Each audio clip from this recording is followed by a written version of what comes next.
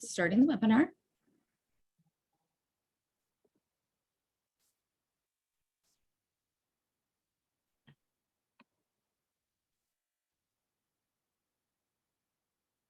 Okay, I'm going to give it a few more moments before I start.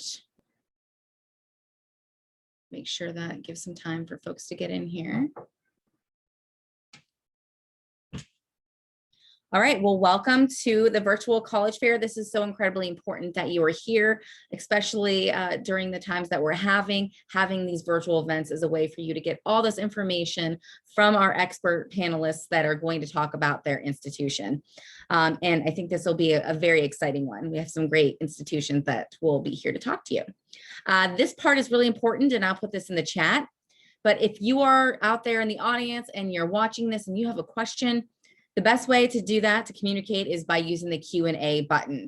The button, it's either at the bottom or the top of your screen. It says Q&A. You can click that and ask any of our panelists a question, and they will be able to answer that at any time throughout this 45-minute session. They cannot see you and they cannot hear you, so that Q&A button is really important if you would like to ask a question right away. You can sign up for more sessions in the same place that you signed up for this one at strivescan.com. There's more this evening and the next few days. A recording of this and the chat and everything in the Q&A will be available in the next few days at strivescan.com/Tennessee. All right, and with that, we are kicking off to Goldsmiths, University of London. Hello, everyone. I'm just gonna get my screen share up really fast. And hopefully you all see that. My name is Will. I'm the International Officer at Goldsmiths, University of London.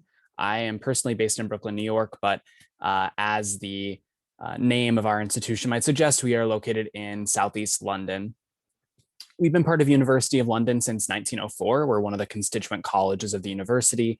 We have around 10,000 students on our campus. It's an extremely diverse student body.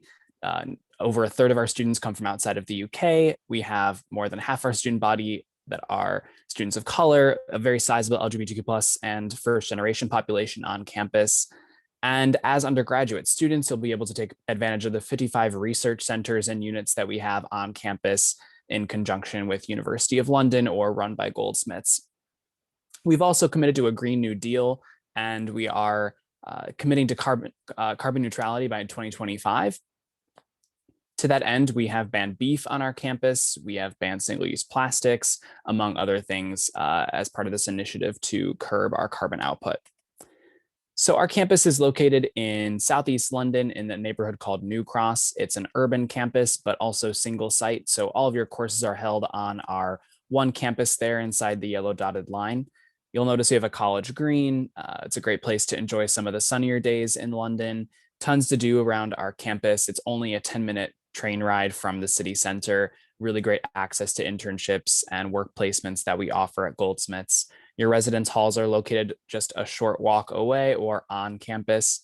And there's tons of cafes, restaurants, music venues, coffee shops. We have a museum on our campus, a movie theater directly on campus in our Students' Union. It's a public movie theater.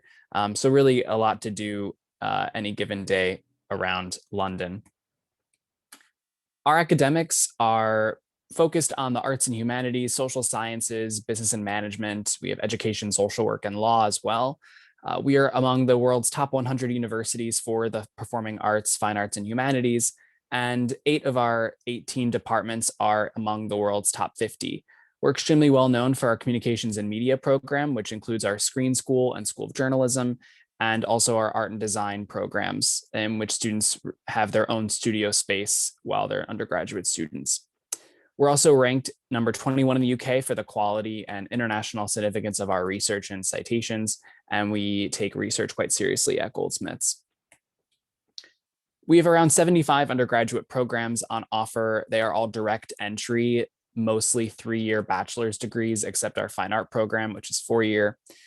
They're divided into 3 faculties. We have arts and humanities, professional studies, science and technology, and culture and society. This is a non-exhaustive list here, but this will give you an idea of the things that we offer on campus.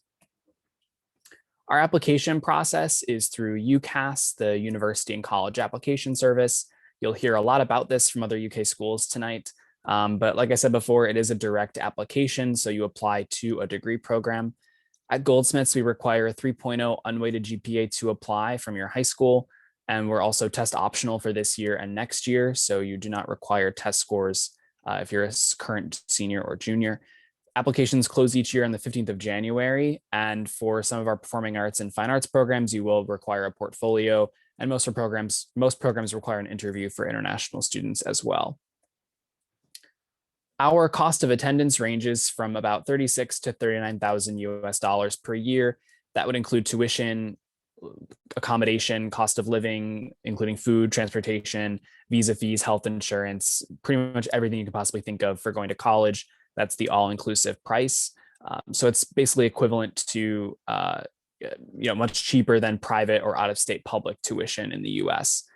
We also do offer international scholarships, and we do accept federal direct and plus loans through FAFSA, so you can apply for financial aid like normal, as you would for an American university. Our accommodation is mixed gender, it's suite style housing.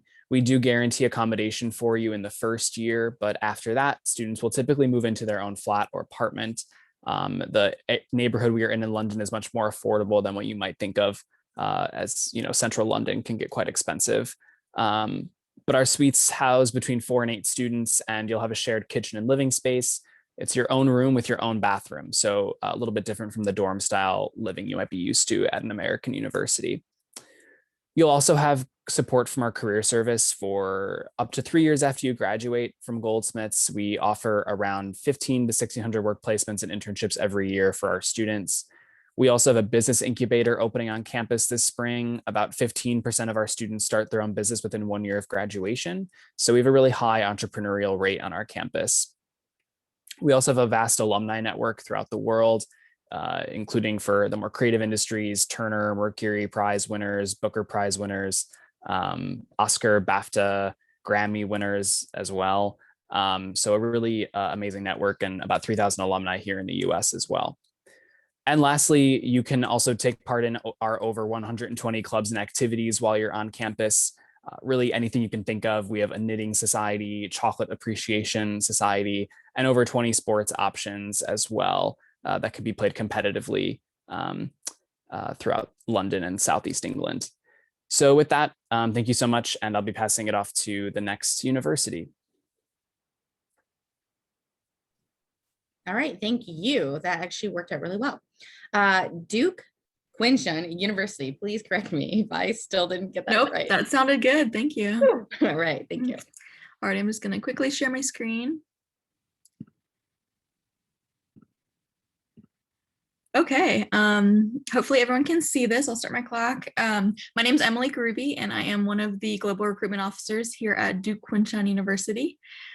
Before I get started, though, I do want to point out that there is a QR code on each of the slides that links to our virtual events, which include virtual campus tours led by current students, as well as information sessions, virtual again, that are a little bit longer than 6 minutes, and those are led by admissions staff members like myself. So definitely check that out for a little bit more info on DKU. So Duke Kunshan is a joint venture institution that Duke University opened up in Kunshan, China. You do spend most of your time in China. However, you have the opportunity to also spend a semester at Duke during your junior year. And then when you graduate, you actually get degrees from both Duke University, which of course is accredited here in the US, and Duke Kunshan University, which is accredited in China. And all classes are taught in English, and you don't have to know any Chinese prior to being admitted. You will study Chinese when you arrive for at least 2 years. But it's not required, and the majority of our international students actually come in not knowing any Chinese.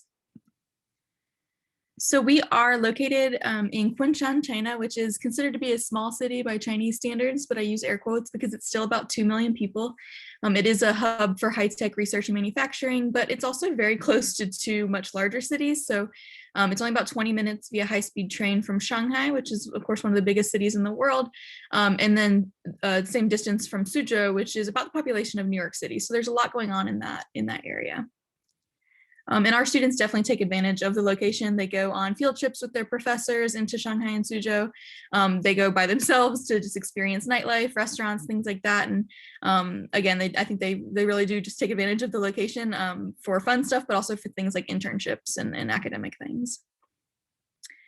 So we are a liberal arts and sciences institution like Duke University, but we are trying to kind of reinvent what it means to be a liberal arts school.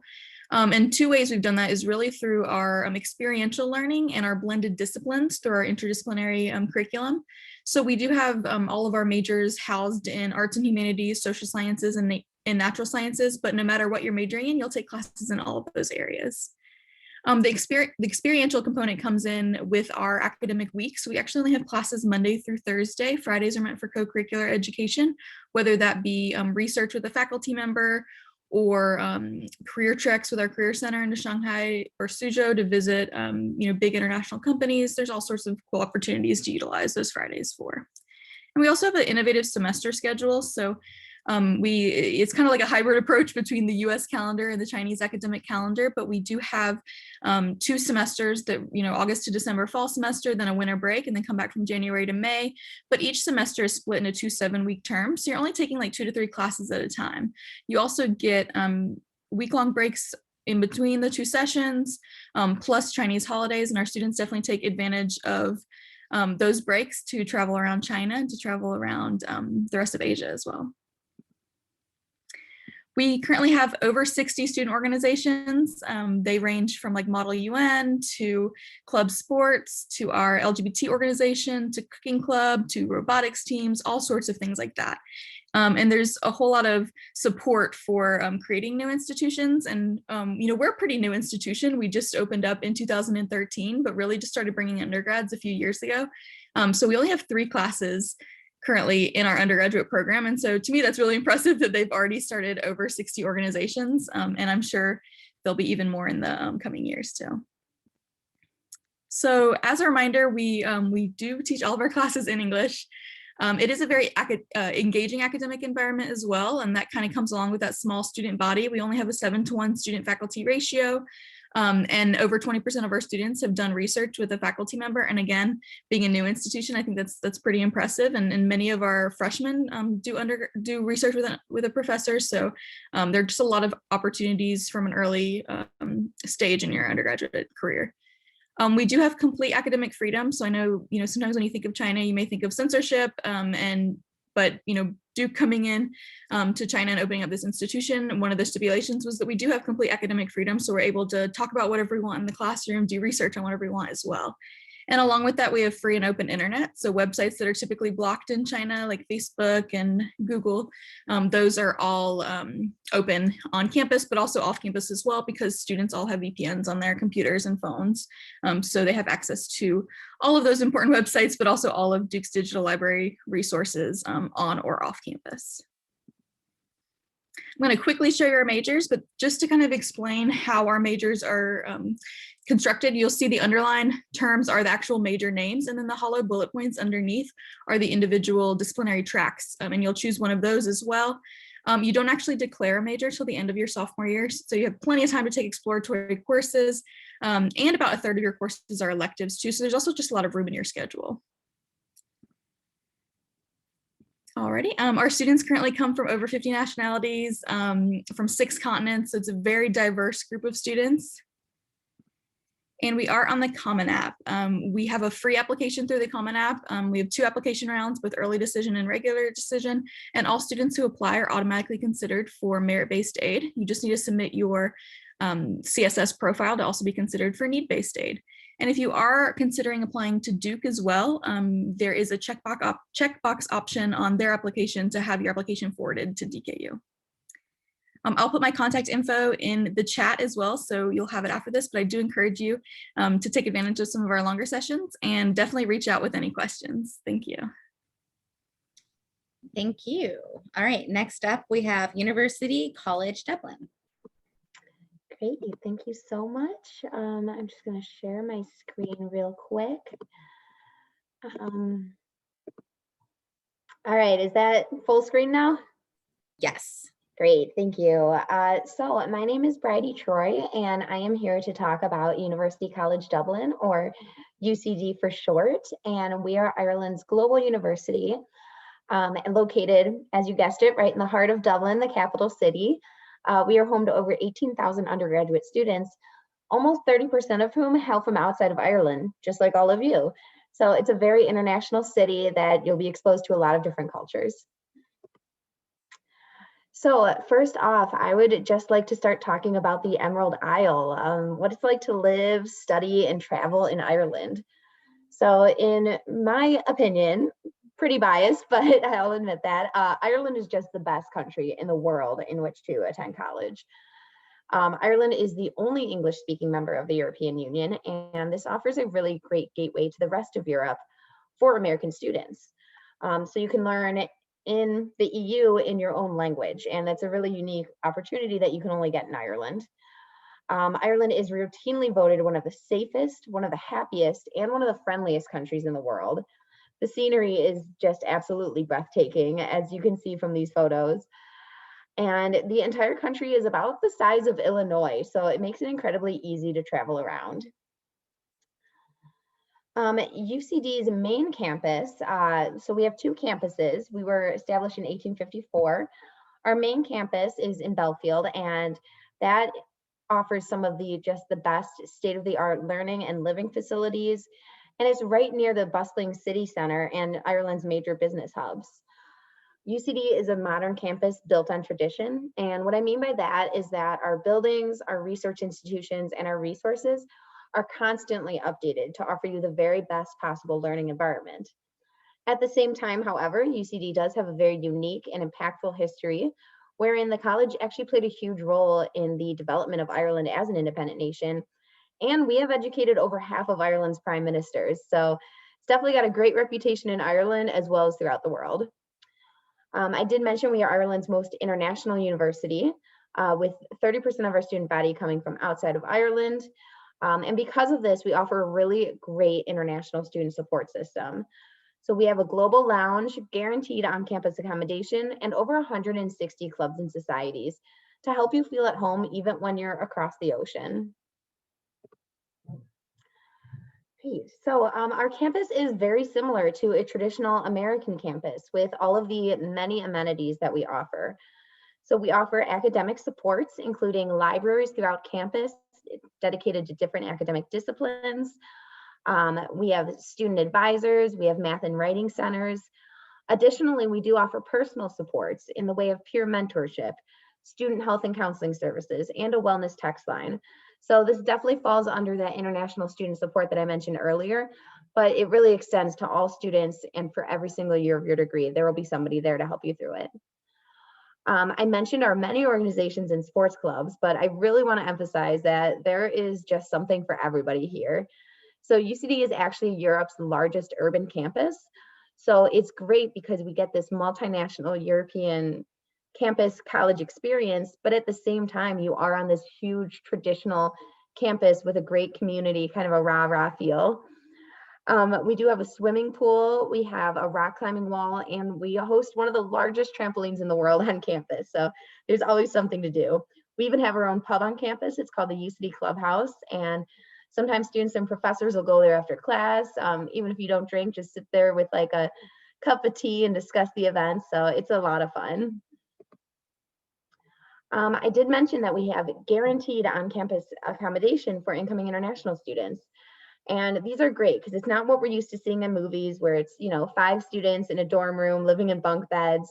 As you can see from these photos, they're incredibly modern, updated. We actually are building 1,000 new rooms for next fall. And every single room at UCD is apartment style. So no matter where you live at UCD, you will have your own private bedroom, and you'll be sharing a kitchen and a bathroom with maybe 4 or 5 other students. So you still get that kind of communal living feeling, but you have your own space. You're not sharing a bunk bed with anybody. We do offer over 70 undergraduate degrees, and this includes a liberal arts and sciences pathway and professional programs. So we have 2 pathways to a degree at UCD, and these would be direct entry and liberal arts and sciences. So many of our programs are direct entry, meaning that you can go straight into studying your major with no general education requirements, saving you a lot of time and money as you'll finish your degree in maybe 3 years, or you can go for a combined master's degree. Within 4 years, you're graduating with your master's. However, if you're a little bit more undecided, we also offer a liberal arts and sciences course, which is very similar to that traditional 4-year college degree, where over the first 2 years, you can take a couple different classes, sample across different disciplines before deciding in on your major and going for that degree course. So we really do have a great hands-on career center. We are the #1 college for employability in Ireland.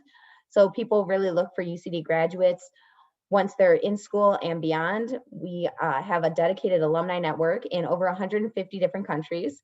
So as we are internationally ranked and internationally accredited, you will be able to take your degree with you if you decide to stay in Ireland or if you decide to come back to America or go somewhere else abroad.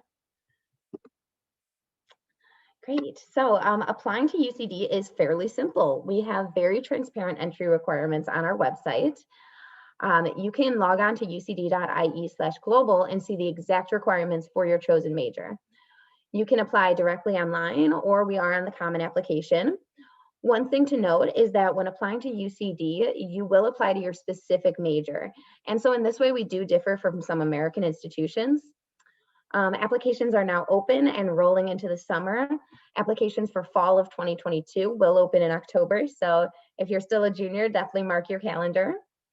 And then I often hear people worrying about the price tag of studying abroad or studying overseas.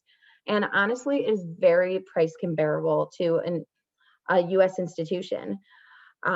We at UCD, we really try to help people succeed. And with that, over 80% of our international students do receive a scholarship of some type. Additionally, we do accept the FAFSA. We accept federal loans, private loans, and the GI Bill. So we're definitely here to help you try to figure out how to get your education. So for more information, please reach out to me or check out our website. But thank you so much, everybody. I think my time's up. I'll share my contact information in the chat. Thank you. Thank you so much. Definitely put that in the chat. And next up, we have University of Glasgow.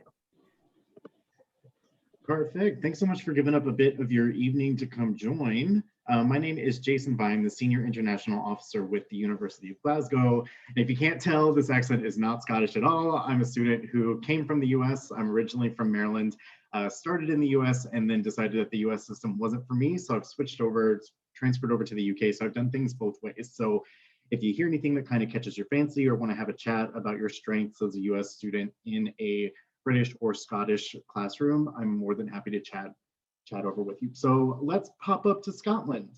So welcome to Glasgow. The image that you see on the screen was taken atop the bell tower on the main building of campus. Glasgow in Scots Gaelic actually means dear green place. So even though Glasgow is the largest city in Scotland, you can see just how green it is. So if you need a break from city life to go hug a tree for a minute, you can certainly find space. And if you look in the distance on the horizon, you see the start of the Scottish lowlands, and just a little bit further is the Scottish Highlands. So you can live your Outlander fantasy as easily as you want to, about a half-an-hour drive away from the city. Just in case I can't get through everything, or if something really does catch your fancy and you want to pop in your details, there will be a QR code at the bottom of the screen.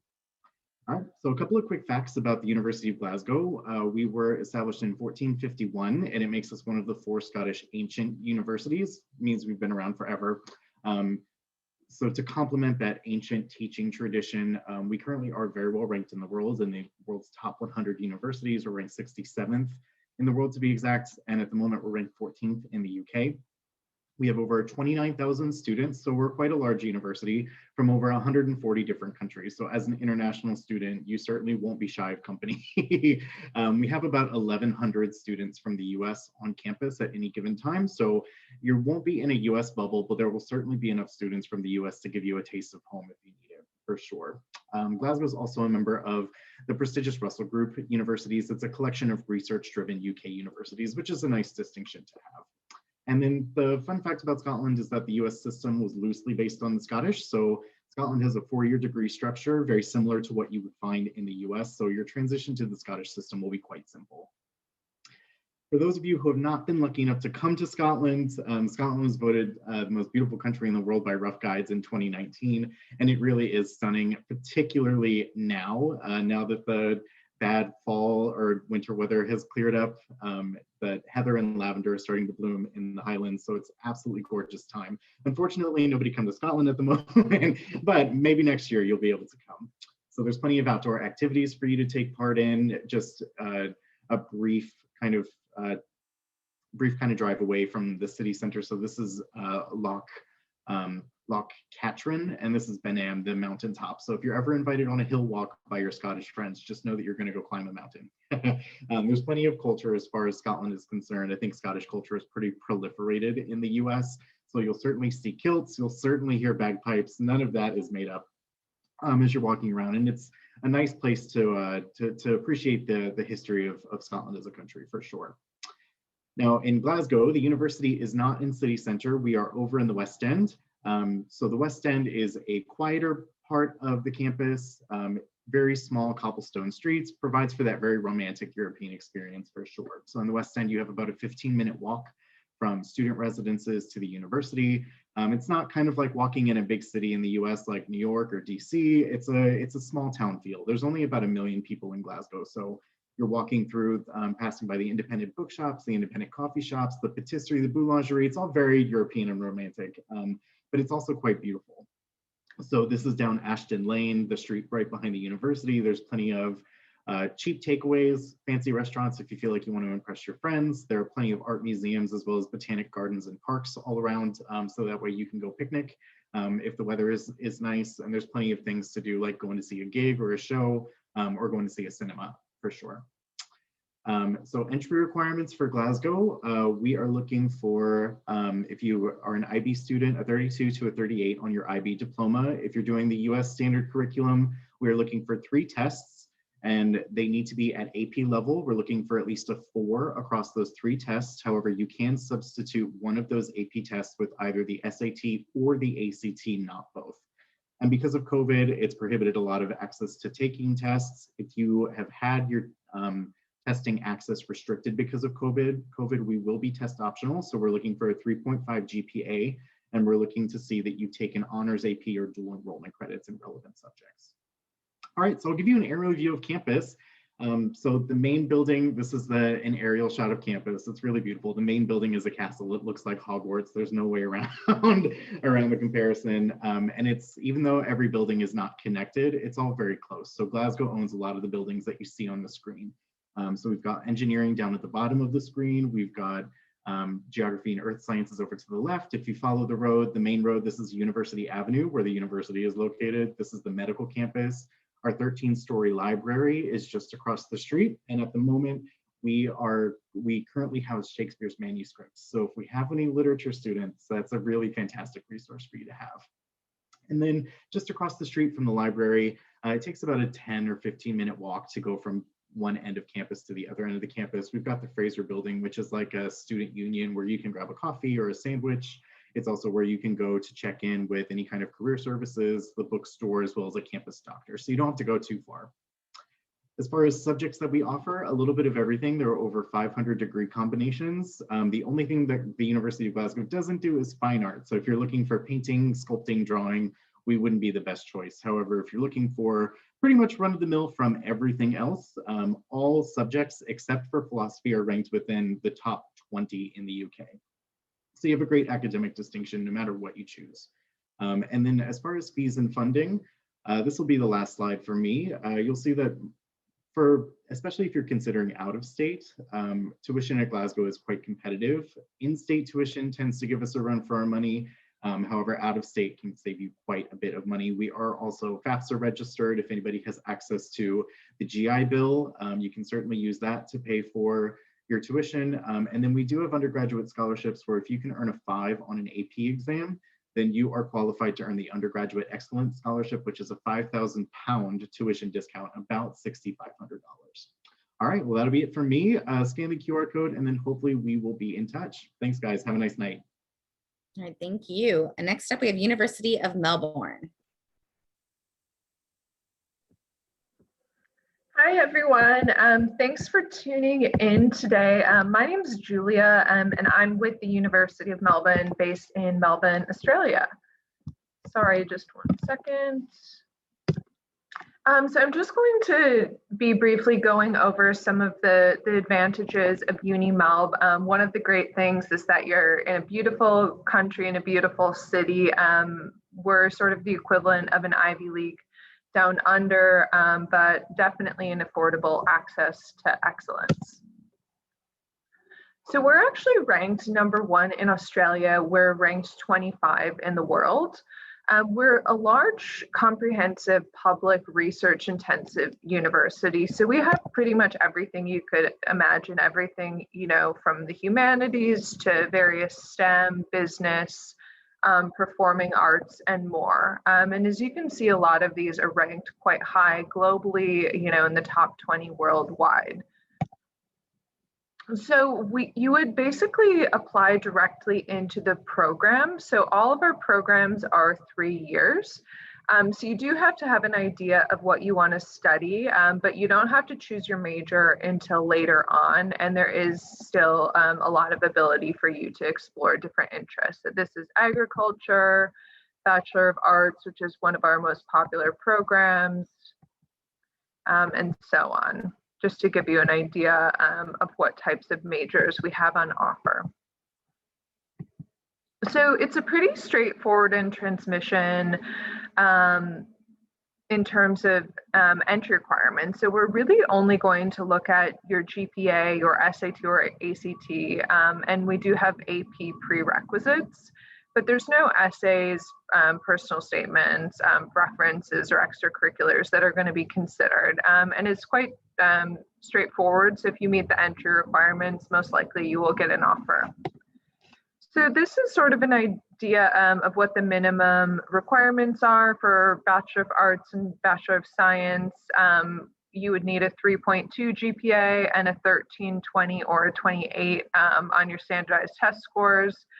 And then the specific AP prereqs. And we do have guaranteed entry for IB diploma students as well. For 2021, we do have some alternatives, which I'd be happy to discuss with you guys one-on-one. So it's an online SAT test, or you can do an AP aggregate. The academic calendar is a little bit different down under. So SEM 1 is March to June, and SEM 2 is July to November. And so it will be warm during the winter time instead of wearing sweaters. UniMelb is actually pretty affordable, partially because these are 3-year degrees, so you're out in the workforce sooner than later, and you can use US student loans. So this is just sort of a cost comparison of some California universities that are in state. We definitely appreciate that your education is one of the biggest investments that you're ever going to make. So we're really proud to rank 7 in the world for graduate employability. So lots of internships, there's a lot of undergraduate research, and also a really huge alumni network to help you get, to get a job after you graduate. So we are located only about 10-15 minutes away from downtown. It's a very walkable campus and city. We have been around since 1853, so a lot of beautiful old sandstone buildings and historic buildings. We definitely do have a lot of, modern facilities as well. A lot of new buildings that are really purpose-built for students to, hang out and study. So definitely one of the best advantages is that you get to actually live in beautiful Melbourne, Australia. Melbourne was ranked the most livable city in the world for 7 years in a row. We're currently #2, so still pretty good, but there's lots and lots of things to do in Melbourne, both on campus and off campus. It's definitely sort of considered the sports and cultural capital of Australia. So lots of museums, lots of different sporting events, and there's also a lot of great clubs and activities students can get involved in. It's very popular for its street art and, bustling city. One thing that I really love is that it's really easy access to nature. So you have the best of both worlds, from living in a big city to also just being about an hour away from Great Ocean Road, where there's, kangaroos and koalas and a lot of, great bushwalks and so on. And our beach communities are only about 30-40 minutes away.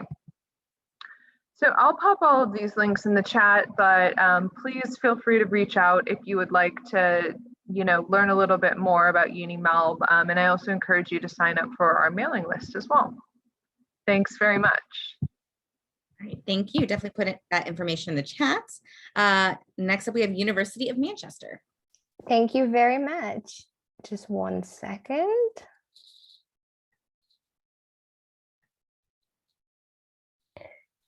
Hello, everyone, and thank you very much for joining this session and to learn more about the University of Manchester in the UK.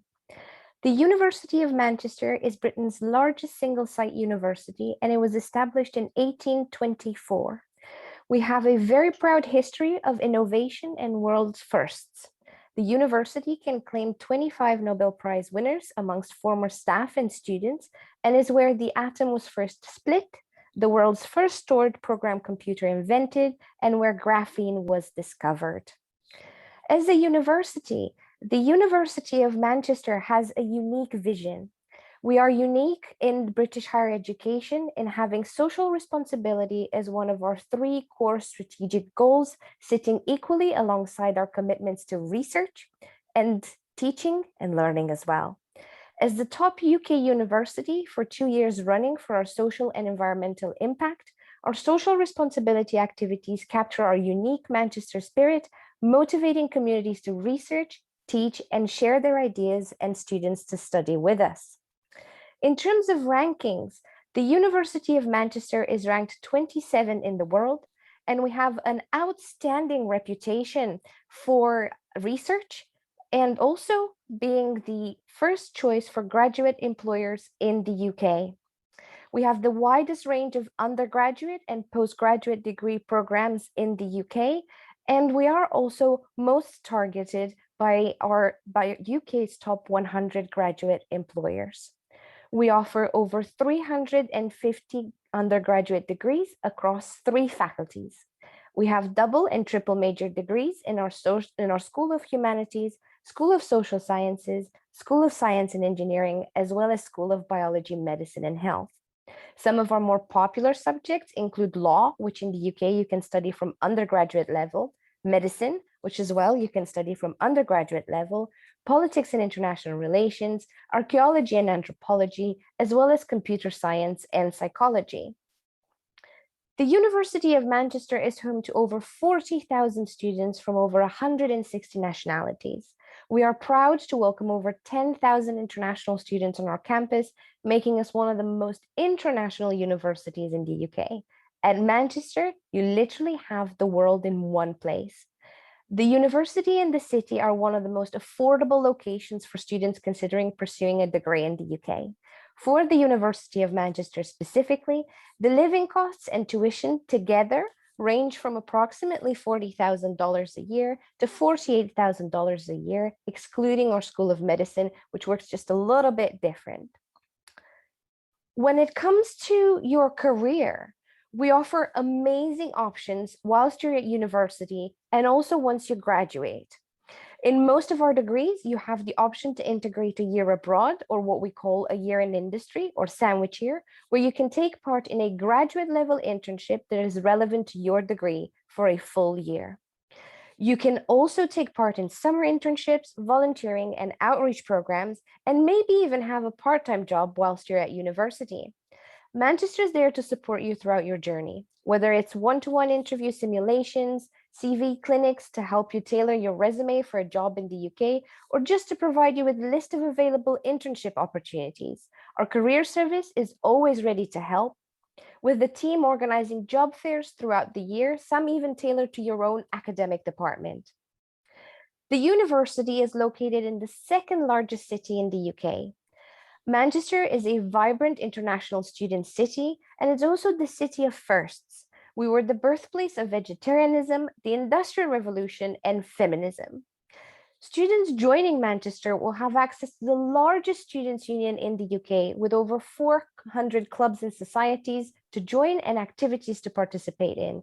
There are no prerequisites for joining any of our activities, whether you're interested in swimming, archery, or if you're looking for something like the Model United Nations Society.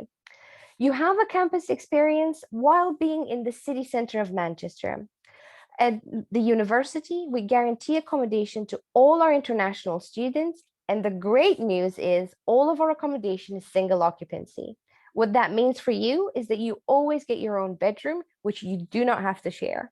All you have to decide on is whether you'd like a meal plan or not. I hope everybody's ready to begin their Manchester experience and become part of our amazing community of over 500,000 alumni from over 190 countries, changing the world for the better. If you'd like to get in touch with me, you're more than welcome to do that through my email address on your screen. You can take a screenshot of that, or you can connect with me through our social media or through some of our webinars and online events that we're offering at Manchester. Thank you very much.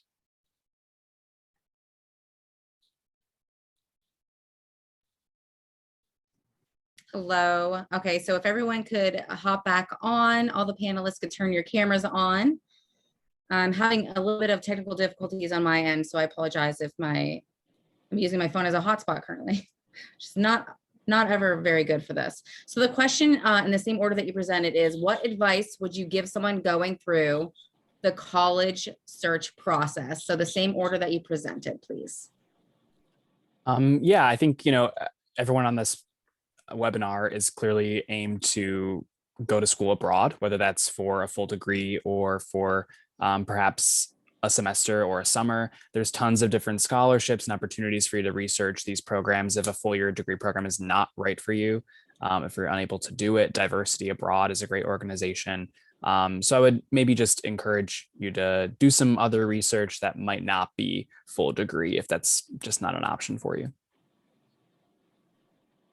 Yeah, and I'll kind of echo him a little bit, but also just considering international institutions and not just writing it off, as an expensive option, because as you've seen here, many of the price points are less than some US institutions. But beyond that, I mean, sometimes the cost of living is significantly lower than in the US. So I encourage you to be open-minded and really look at all angles of costs associated with institutions in your college degree, because I know, in China, it is significantly less expensive to for housing costs and food and those kind of things. So definitely look at the big picture. Great. My advice would be very similar actually to Emily's. Definitely go into this college search process with an open mind. I know when I first started looking at colleges, it was really easy to just look at the schools that you were comfortable with, that your friends were going to, maybe your parents had attended, but you never know what's out there until you look. So, the world is your oyster. Just definitely keep an open mind and, reach out to us and ask us any questions. If you're even remotely interested, we can talk your ear off about it. Yeah, I seem to be speaking with a lot of students that are concerned about the lack of extracurricular activities that they can do at the moment. So just to kind of maybe quell some fears, I think it's really important to appreciate that internal exploration between what you think about what's happening in the world around you, and then how that relates to the degree that you're looking to study. I think that there's a lot of value in any kind of place that you find yourself. So even if you can't be a part of the club or be a part of the sport or be a part of that group that you're kind of were hoping to, and hoping that colleges were going to look kindly upon to kind of pad your resume, I think that you can prove a lot about how you're interacting with the world around you based off of not doing those things and being stuck at home. So give yourself a break. Hi, everyone. So I guess I will just echo my colleagues here and really just say, get outside of your comfort zone. I know when I was looking into universities when I was 18, I really was only looking into like in-state or nearby options. And I did grad school in Australia, and it was really one of the best experiences of my life. So just kind of, keep all of your options open and, cost it out, because it in many cases can be really affordable. I think for me, trying not to say again what my colleagues have said, and I completely agree with everyone here. I think one point when researching universities and when you begin your journey towards international education is make sure that you understand the system that you're applying to. UK, Scotland, Australia, England, Scotland, Australia, very different systems. So they have different application systems. They have different ways that you need to write your personal statement, different types of degrees. So just make sure that you look into that and what that means. For us, we do see a lot of students that sometimes forget that the application system allows them to track their application and so on and so forth. So just make sure that you're aware of what you need to do when you've decided where you want to apply. Thank you. All fantastic advice. And the one thing I like to add is just reach out to these folks, because they're the experts and they want to see you succeed, and they want to see you in a place that fits you.